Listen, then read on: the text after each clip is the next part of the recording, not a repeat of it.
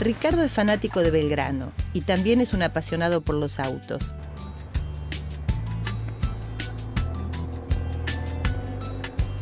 Vanessa, en cambio, se inclinó hacia las nuevas tecnologías y hoy es técnica en computación. Existe una innumerable variedad de actividades laborales, oficios y profesiones. Los mundos de Ricardo y Vanessa son completamente diferentes y, sin embargo, ambos comparten un mismo origen. Para formarse cada uno en lo suyo, fueron a la escuela pública. La capacitación para el trabajo es una importante faceta de la educación pública. ¿Trabajar para aprender o aprender para trabajar?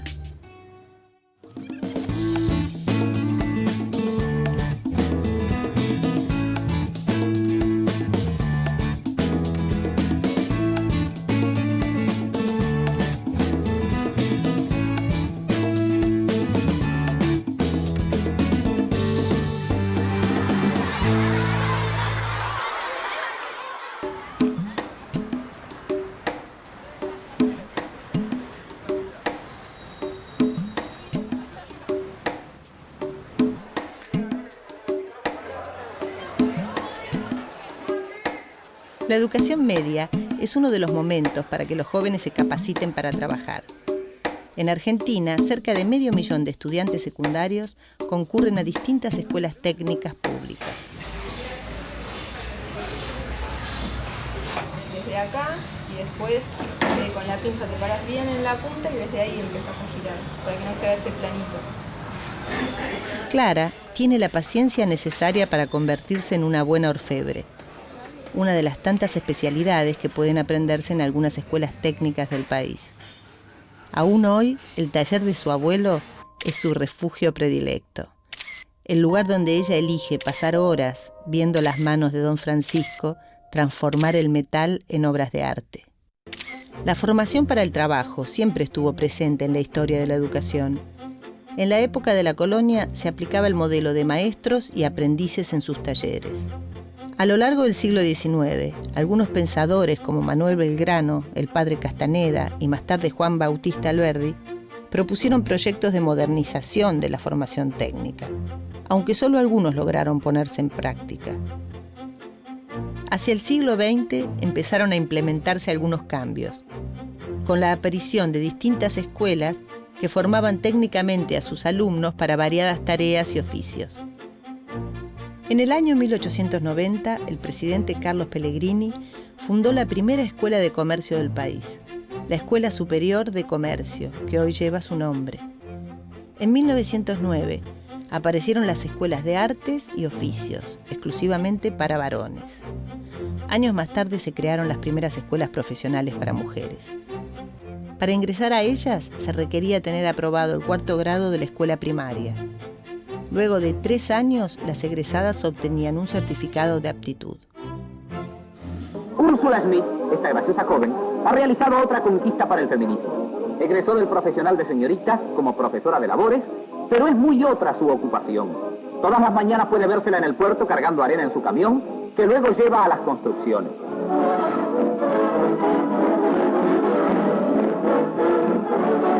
El medio que eligió para ganarse la vida es el que le gusta. Y uno piensa que Úrsula aportó su granito de arena al progreso del feminismo. Más que un granito, varios camiones.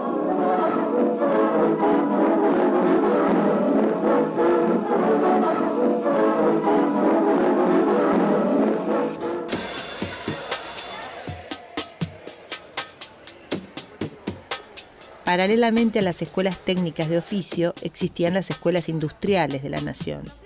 La primera en crearse fue la Escuela Técnica Otto Kraus, fundada en 1899.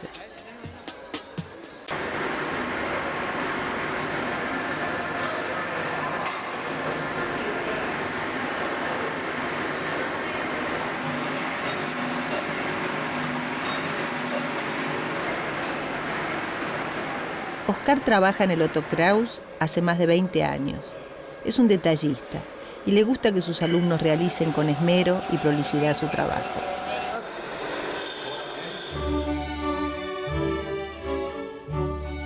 Siguiendo el modelo de instituciones alemanas y francesas, las escuelas industriales tenían como fin la formación de técnicos. Para el ingreso era necesario haber completado la escolaridad primaria y el plan de estudios se extendía a 6 o 7 años. Las materias estaban centradas en las disciplinas científico-técnicas y las horas de aprendizaje en el taller constituían el 25% del total. Algunos de los títulos que se podían obtener eran los de técnico en mecánica, en electricidad, en química y en construcciones, civiles o navales.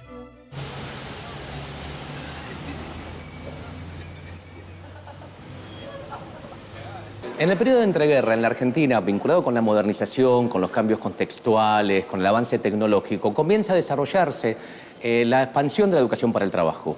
Mientras en el sistema escolar, en el sistema oficial, la educación para el trabajo, la formación técnica, queda relegada, queda a los bordes, no es importante. La propia sociedad civil, la propia cultura argentina empieza a desarrollarla. Aparece la idea del inventor, del sabio, aquel que vincula oficios con creatividad, cierto uso profano de la técnica, la aparición de revistas de difusión masiva como Mecánica Popular, que empieza a editarse tempranamente, como Lupin, donde los saberes de la técnica, los saberes del trabajo circulan.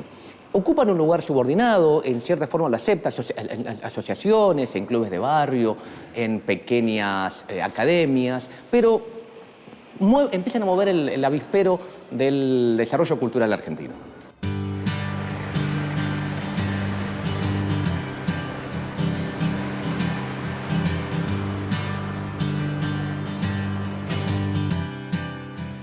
Carlos trabaja en una imprenta desde hace 2 años. En la escuela aprendió cómo funcionaba aquel primer invento que hizo Gutenberg a mediados del siglo XV. Hoy son otros los tiempos y gracias a los avances tecnológicos puede realizar su tarea con nuevos equipos. En 1935, el Estado Nacional creó las primeras escuelas técnicas de oficio, que buscaban elevar el nivel de preparación del alumnado. Las 4 especialidades que se dictaban eran electricidad, herrería, carpintería y construcciones. El tiempo dedicado al aprendizaje en taller llegaba al 50% de las horas de estudio. Quienes egresaban de las escuelas técnicas de oficio recibían el título de obrero especializado en la disciplina cursada. Con 1 año más de perfeccionamiento obtenían el certificado de capataces. No obstante, estos títulos no los habilitaban para cursar estudios superiores en la universidad. A mediados del siglo XX, la formación técnica comenzaba a consolidarse, aunque todavía predominaba la enseñanza humanística en la cultura tradicional escolar. Hacia 1944, la mayoría de quienes cursaban la enseñanza media optaban por el bachillerato o la enseñanza normal. La enseñanza técnica acaparaba solo el 16% de los estudiantes, un porcentaje bajo para una población que se venía triplicando desde el 1900. Era una sociedad que mutaba y se proyectaba hacia un futuro en el que la ciencia, la técnica y la industria serían las estrellas. Comenzaba a popularizarse el uso de la radio y el automóvil. De a poco, los hogares empezaban a poblarse de electrodomésticos. Pero estos avances también generaban nuevos problemas, ya que muy pocos manejaban estos saberes técnicos con la debida experiencia. La enseñanza de estos conocimientos quedó mayormente relegada a academias e instituciones privadas, que ofrecían cursos breves para quienes querían capacitarse en estos nuevos oficios.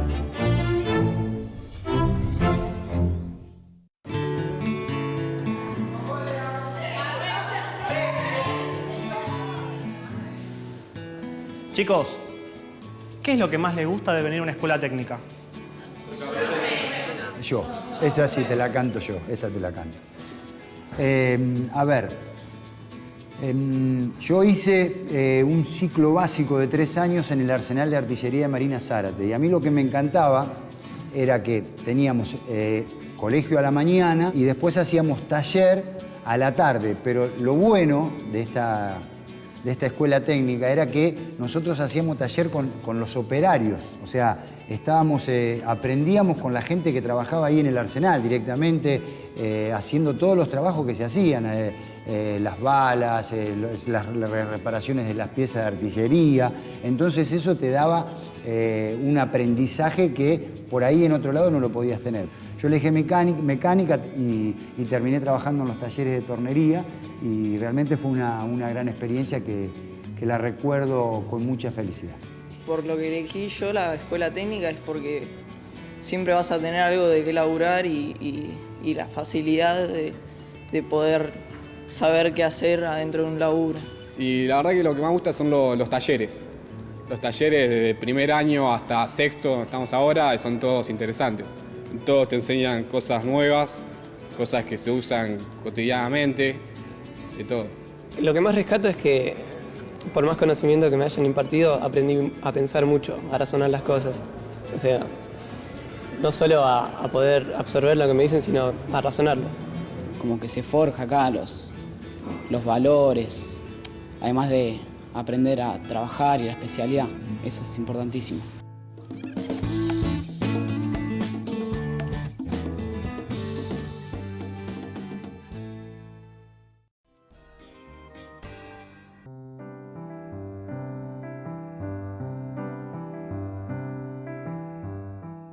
El proyecto institucional de la escuela surge como un consenso entre toda la sociedad. Nosotros estamos en un sector, sobre todo de producción primaria, donde se necesita incorporar sobre todo mano de obra para transformar estos productos primarios y poder dar empleo a la gente de la región. El proyecto básicamente consiste en detectar los problemas que se presentan a diario en la región y a partir del hacer tecnológico darle respuestas. Todo comienza 4 años atrás cuando presentamos un proyecto denominado Enfriadora de Leche, que en ese momento satisfacía una necesidad que era el tener que conservar la leche en el campo y por ende el productor recibía mejores ganancias. Bueno, ese proyecto después fue evolucionando, lo fuimos mejorando y llegó lo que fue la pasteurizadora de leche, que es hoy un producto tecnológico, un proyecto tecnológico dirigido a pequeños y medianos productores tamberos que comercializan leche cruda en la ciudad. Los pasos que debe seguir un alumno para lograr llevar adelante un proyecto parten primeramente de la identificación de un problema. El problema que nosotros detectamos es el derroche que se produce de agua y de gas cuando nosotros queremos controlar la temperatura desde el baño, porque casi siempre los calefones están ubicados en la cocina o en el lavadero. Entonces desde el baño nosotros lo que hacemos para controlar la temperatura es mezclar con el agua fría y el agua caliente. ¿Para qué hacemos eso? Al hacer eso derrochamos agua y a la vez derrochamos gas. ¿Para qué la vamos a calentar si después las tenemos que volver a enfriar? Entonces lo que nosotros hicimos es un controlador a distancia para calefones a gas, que va colocado en el calefón, sin hacerle ninguna modificación al calefón, solamente se incorpora eso. Detectamos un problema que es en el ámbito agroproductivo, que era que los móviles de carga no tenían suficiente aerodinámica para andar en los caminos. El proyecto se llama Método Complementario. Se llama así porque trata de complementar a los productos tóxicos químicos que ya existen, digamos, métodos biológicos que ya existen en la actualidad. Y el problema que nosotros detectamos fue la presencia de la mosca doméstica, la mosca común en los gallineros. Con el problema claramente identificado se comienza todo un proceso de investigación sobre el mismo y a posteriori un diseño de las posibles soluciones. Y posteriormente se trabajará en la construcción con lo que tengamos disponible a nuestro alcance para que se logre algún producto o algún proceso o servicio que dé solución a este problema. Aunque esa persona, ese alumno, no trabaje en su proyecto o no desarrolle su vida a través de un microemprendimiento o en un trabajo familiar, puede formarse como ser humano solidario, conformar comisiones de trabajo en el lugar en el cual vive. Creo yo que todo lo que dan en esta escuela te va a servir en algún momento, te va a servir para ser una mejor persona cuando seas grande. La escuela acá nos prepara para, por ejemplo, en sexto podemos salir a trabajar, nos da salida laboral, podemos salir a trabajar, hacer microemprendimientos. Gran parte de los egresados como técnicos de esta escuela tienen hoy su emprendimiento particular y desarrollan una actividad al cual está muy fuertemente relacionada con lo productivo e inclusive dan trabajo a otra gente. Realmente notable, ¿no? Este rescato del maestro de la Escuela de Vial estas palabras, identificar el problema, en este caso la necesidad de la comunidad, de la sociedad, para encontrar una respuesta, una solución, y cada vez más cerca del trabajo, en la escuela, impensado hace algunas décadas. Le vamos a dar la bienvenida a nuestros invitados, gracias a todos por venir, y presento primero a Gabriel Diorio, es licenciado en Filosofía. ¿Cuáles son los principales problemas del mercado laboral de hoy? Para entender cómo después interaccionan con la escuela y con la educación. Yo antes que contestarte esa pregunta, ¿cuáles son los principales problemas del mercado laboral? Quisiera marcar como dos grandes avenidas del problema para pensar la cuestión del mercado laboral. Si ayuda, bienvenido. La primera avenida es la que tiene que ver con las transformaciones objetivas, ¿sí?, que se han venido sucediendo en las últimas décadas, como vos decías. El mercado laboral se hizo cada vez más fluido, muta con mayor rapidez. Y es lo que algunos autores, como el sociólogo polaco Zygmunt Bauman, llama modernidad líquida. Vivimos en la era de la fluidez. Y una institución como la escuela, que es una institución que se supo sólida, justamente se debe enfrentar a esta transformación objetiva. Entonces, primer problema de articulación entre el mercado laboral y la escuela. Cómo una institución que se supone sólida se articula con un mercado laboral exactamente líquido, en perpetua mutación. Y por otro lado, el problema subjetivo, que tiene que ver con cómo cada uno de nosotros, que estamos inscriptos en esas instituciones, podemos enfrentar este problema. Ahí aparece la cuestión de pensar en situación. La escuela hoy tiene que, de alguna manera, asumir el desafío de pensar en situación la relación entre la institución localmente situada y el mercado laboral que la circunda, ¿no? María Rosa Almandós, directora ejecutiva del Instituto Nacional de Educación Técnica, las escuelas técnicas que se fueron por un tiempo y ahora están regresando. ¿Cómo fue cambiando esta realidad laboral, María Rosa, ¿no? 10, 20, 30, qué sé yo, cuando empezaron las escuelas técnicas y el hoy, después de ese momento oscuro que pasaron? Las escuelas técnicas industriales, por ejemplo, aparecen en las décadas en donde el proceso de industrialización de Argentina fue fuerte. Incluso prematuro en Latinoamérica, fue uno de los primeros países que se industrializó, sobre todo en los cordones suburbanos.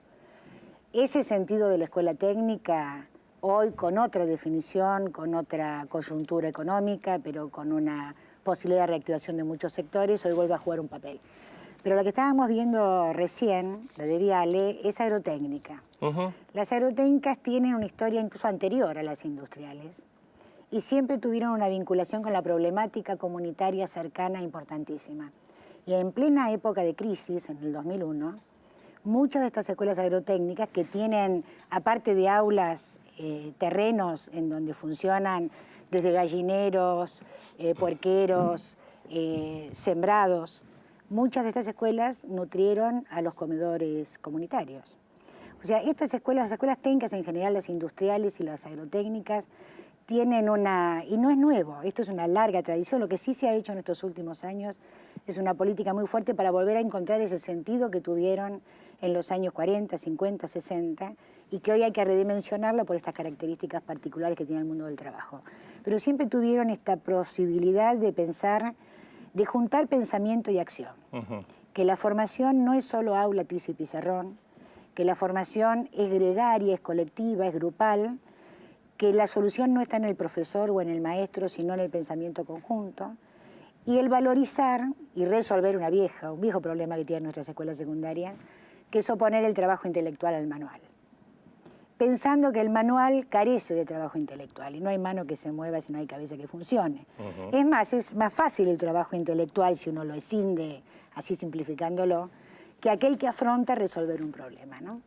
Ana Miranda, licenciada en Sociología e investigadora del proyecto de juventud Flaxo. ¿Cuál es la mayor limitación? Es decir, sale un chico de la escuela, del colegio, limitación cuando tiene que salir a trabajar, entrar al mercado laboral?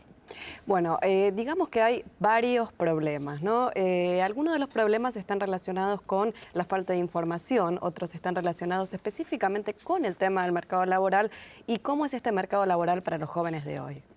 Hoy día los jóvenes que salen del secundario, sobre todo aquellos que salen de las... se podría decir de las modalidades más tradicionales, ¿no? Se le hace bachiller, tienen amplias dificultades para encontrar un trabajo y para encontrar un trabajo a tiempo completo. No es así el caso de los jóvenes que salen de la educación técnica, por lo menos en la investigación podemos ver ya hace varios años, inclusive hasta en los momentos de crisis, que los jóvenes que cursaban la educación técnica tendían a encontrar un trabajo más rápidamente y un trabajo mejor remunerado. Pero bueno, también hay otras cosas y mi compañero recién decía, bueno, dos senderos, ¿no? Uno de análisis, el sendero objetivo y el sendero subjetivo. En el sendero objetivo uno puede ver que el mercado de trabajo ha cambiado en Argentina y ha cambiado en casi todos los países del mundo. Y esto significa que los jóvenes tienen menos oportunidades de empleo, no solamente en Argentina, sino en casi todos los países del mundo. Pero también significa que estas menores oportunidades de empleo han transformado la forma de habitar el trabajo por parte de los jóvenes. Y la forma de habitar, en términos generales, la vida. Hoy día cada vez es más frecuente que los jóvenes tiendan a aplazar el matrimonio, ¿no? Lo que se diría la asunción de lo que antes se consideraba un adulto. Y tienden a tener terrenos de experimentación cada vez más interesantes, ¿no? Que yo, gracias a Dios, he vivido parte de ese retraso y creo que es bueno subjetivamente. Y me parece que ahí es donde tiene terreno la escuela. Carlos Palotti, presidente de la Cámara de Empresas de Software y Servicios Informáticos. Carlos, ¿cómo incide en el mercado laboral y en todo lo que estamos charlando el continuo avance y evolución tecnológica? Bueno, en realidad pensemos que la irrupción de las tecnologías de la información masivamente es algo que no tiene más de 30 años o 40 años a lo sumo en el mundo y que viene en una curva, digamos, geométrica de crecimiento, con lo cual, por un lado, desde el punto de vista de lo que hoy hablábamos del empleo, está generando cada vez más empleo en el mundo y está reconvirtiendo el empleo. Pero por otro lado, también pone en jaque, por decir así, a todo un sistema educativo, digamos, porque estamos hablando de una industria que está basada básicamente en el conocimiento, digamos. No, acá las habilidades manuales son menores, sí, hay diseñadores gráficos, hay gente que trabaja con muchas habilidades para poder hacer creatividad, pero la creatividad es la creatividad de la mente, la creatividad de aquel que tiene que estar preparado para poder pensar un proceso, una cosa que va a ser el celular, que hoy no lo tiene pensado. Entonces, esto pone, digamos, en la disyuntiva a la escuela de cómo se articula como para poder ir haciendo que las personas, los jóvenes, puedan estudiar carreras que de alguna manera, o puedan ser capacitados, que de alguna manera puedan tener salidas laborales en estos mercados que cada vez son más demandantes. Si ustedes ven el patrón, no solo de Argentina, de prácticamente la mayor parte de los países del mundo, y especialmente los de los países principales, van a encontrar de que el gran corrimiento es que la gente está saliendo del ámbito de la manufactura para ir a los ámbitos de las tecnologías. Sin ir más lejos, hace meses nada más se leía un informe en uno de los diarios, que era una cuenta que daba, creo que en los próximos 5 años, una necesidad de 25.000 técnicos informáticos como piso, y que no había hoy un sistema educativo capaz de prepararlos. Pero mientras, bueno, seguimos, vamos a ahondar en todos estos temas.